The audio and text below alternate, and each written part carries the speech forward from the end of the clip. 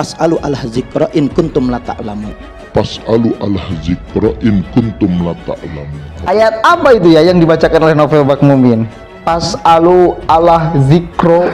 Ini kan fatal banget tuh. Akhir zaman orang bodoh diimamai jadi kayak orang alim, padahal nggak punya ilmu.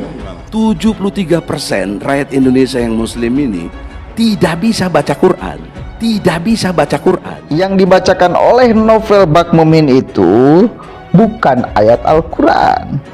Ada juga gini, fas'alu ahla zikri. Fas'alu ahla dzikri in kuntum la ta'lamun. Itu baru ayat Al-Quran, surah Al-Anbiya ayat 7. Soalnya napa? Orang merguru karo sing pas. Mila ibu-ibu, bapak-bapak, lak golek kiai sing apik tenan le, bocah-bocah Ansor lak ngaji karo kiai sing jelas sanad ilmune. Supaya napa mboten tersesat. Ketika orang berbicara di media harus diluruskan di media, karena ini udah masalah ruang publik yang harus diselesaikan juga harus di media. Anda nggak bisa mengomentari, itu kapasitas ulama. Bukan. Nanti diselesaikan oleh ahli bahasa, oleh ahli agama. Anda nggak bisa menyimpulkan salah atau benarnya. Kita secara dohir aja, bisa kelihatan nggak? Nah, sebetulnya bukan dilarang seseorang yang ilmunya sedikit mengajar, bukan dilarang, tapi perlu ilmu insaf. Sebatas ilmu yang kau ketahui itulah yang hendaknya engkau ajarkan. Yang Anda tidak tahu, jangan sok tahu. Lalu bagaimana? Anda kulaan saja. Belajar lagi, sampaikan, belajar lagi, sampaikan. Sampai Anda menjadi alim. Terus belajar sambil belajar. Bagaimana mau mencegah keji dan mungkar situasinya?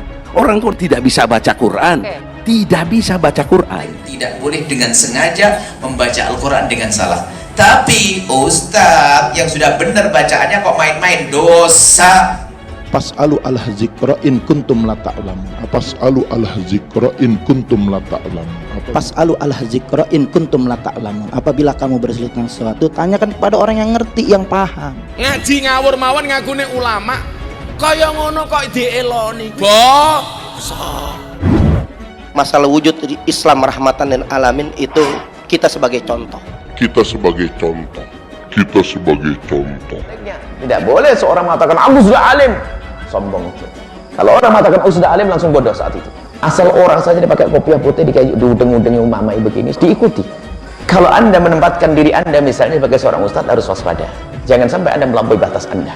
Ini negara yang berketuhanan yang Maha Esa. Ini negara agama. Ini negara agama. Ini negara agama. Kita bukan negara agama, selesaikan dengan hukum-hukum nasional. Nah, hukum nasional itu berbeda dengan perasaan yang kita rasakan. Itu yang memakai kepentingan politik orang yang mungkin berpartai. Kita bukan orang partai, jadi sudah harus jelasin. Jangan dikit-dikit apa kepentingan politik. Kita bukan orang politik. Kita bukan orang politik. Kita bukan orang politik. Kalau saya maju 2024 jadi cawapres, dukung atau tidak? Dukung atau tidak? Siap para ulama? Takbir.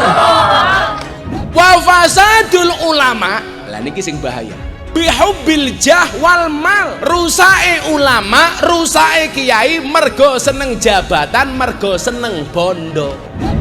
Nggak menutup kemungkinan untuk bisa menjadi presiden berdasarkan amanat umat dan kondisi negara yang memungkinkan. Berbicara konteks yang memang tupoksinya sebagai dai, sebagai mubalik, menyampaikan pengetahuan agamanya untuk menyelamatkan akidah umat, itu kewajiban. Yang menjadi masalah orang itu kadang-kadang karena dia mulai mengajar dibesarkan sama orang nggak mampu dia dengan kebodohannya. Ustadz poles dia, dipoles dok, padahal bukan ustadz dia. Nggak ngerti apa-apa, diangkat media, televisi, segala macam. Yang ruasa juhala.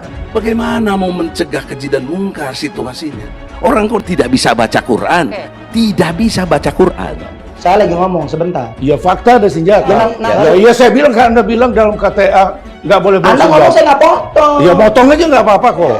Ya daripada ngawur Ini kalau saya punya hak, saya boleh silahkan aja ngomong. untuk dan sidang dagelan rekayasa. Anda mengatakan tidak sesuai fakta dari awal. Loh, yang Bang mana Karni tidak bilang, sesuai Bang Karni fakta? bilang lebih banyak yang tidak setuju. Putusan Ini orang berdasarkan media, fakta kita orang persidangan. media, jadi udah lebih tahu, Anda kita udah menghimpun ngaco. data. Ini nggak ketemu.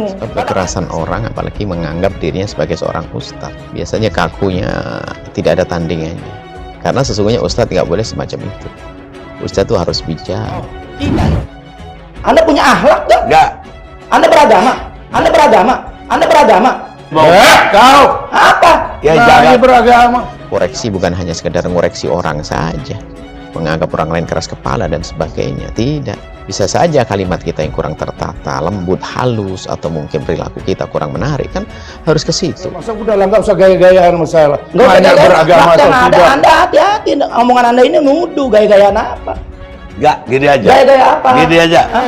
Kau jangan nanya saya beragama atau tidak. Ya, Jangan, kita jangan. di sini, Kita nggak mau di sini ribut. kita diskusi. Kalau Anda seorang politician, pejabat publik, Anda tidak boleh, terlarang, dan Anda akan dihina kalau Anda mengajukan pertanyaan privat. Agama Anda apa?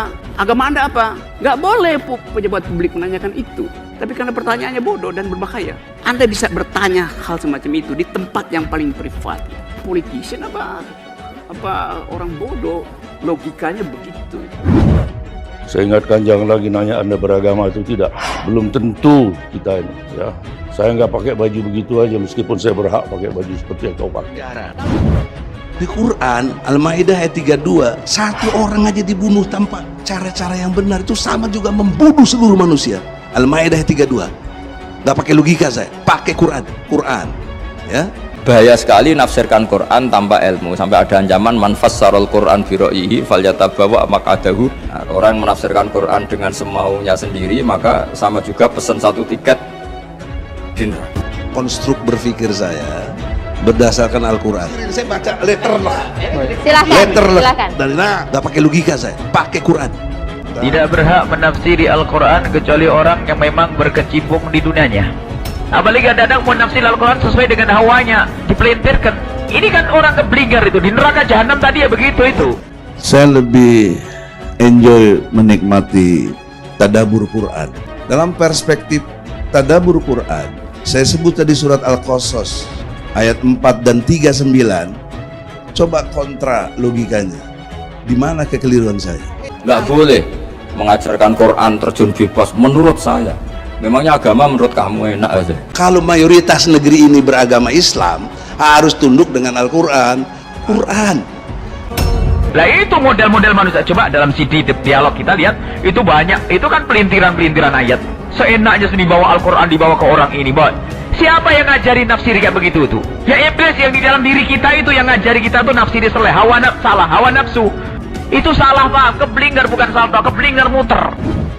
Demi Allah bahwa kita sedang dipimpin oleh pemimpin yang zolim, rejim yang zolim, rejim yang menista agama Allah. Pemimpin-pemimpin kita mau kayak bagaimana, tapi mereka seorang muslim yang sholat dan tidak melarang orang lain untuk sholat. Para pemimpin yang mengajak kalian untuk sholat, mengajak kalian untuk puasa, maka Allah mengharamkan kalian untuk mencaci maki mereka. Maka Allah mengharamkan kalian untuk mencaci maki mereka. Situasinya udah begitu, kita ngelawan orang yang udah zolimnya luar biasa. Ini sebenarnya pintu masuk berakhirnya Jokowi sebagai presiden. Nggak usah banyak omong. Ya kapan? Minggu depan dudukin DPR, sebentar selesai itu. Sama kita ahli sunnati wal jamaati, bahwa tidak diperkenankan kita keluar dari imam biarpun imam itu fajir. Keluar ini maknanya membuat pemberontakan, keluar dari kepemimpinannya lalu membuat sebuah kepemimpinan yang baru. Itu tidak perkenankan. Dan itu karena apa? Itu membahayakan sekali. Surat Al-Qasas ayat 4 dan ayat 39. Saya tidak ngarang, saya tidak provokasi, tapi saya melihat Quran. Walaupun kamu hafal Quran, tapi otakmu dan nuranimu hilang, maka hanya menjadi mulut nyinyir saja kamu hidupnya. Baca aja kita masing-masing.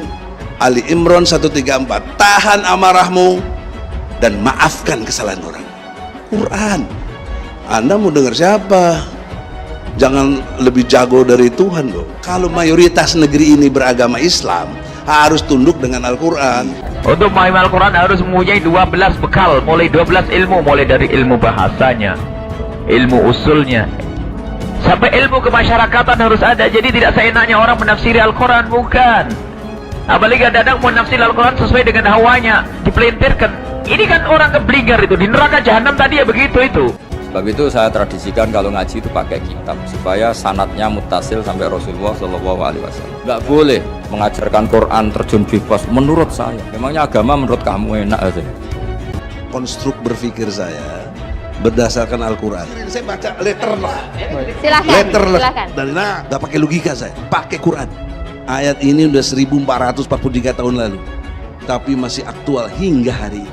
Nggak mungkin kalau bukan wahyu. Gitu loh. Orang-orang itu suka membawa Quran, qala Rasulullah, ya kebetulan yang denger kebetulan tidak ngerti bahasa Arab, tidak pernah belajar tafsir, ya iya saja, Masya Allah, Quran hadis, Quran hadis, Quran hadis.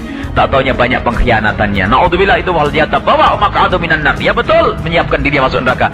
Saya memahaminya dari surat Al-Baqarah ayat 216, amanu, hajaru, jahadu. Ini tiga kesatuan yang nggak bisa pisah. Oleh karena itu, konteks tadi amanu, hajaru, jahadu itu satu paket yang nggak bisa pisah. Itu kalau bicara fungsi agama. Nggak boleh agama kok menurut saya, agama yang menurut Allah dan Rasul. Nggak boleh menurut saya. Kalau menurut saya berarti agama macam-macam, karena setiap orang menurut masing-masing. Konstruk jihad itu ada dalam ajaran Islam.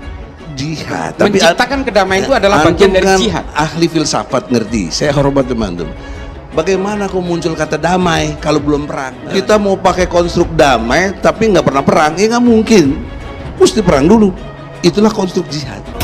Lah itu model-model manusia. Coba dalam CD dialog kita lihat, itu banyak. Itu kan pelintiran-pelintiran ayat. Seenaknya sendiri bawa Al-Quran dibawa ke orang ini, boy. Siapa yang ngajari nafsiri kayak begitu tuh? Ya iblis yang di dalam diri kita itu yang ngajari kita tuh nafsiri seleh, hawa nafsu. Itu salah, Pak. Keblinger bukan salto, keblinger muter.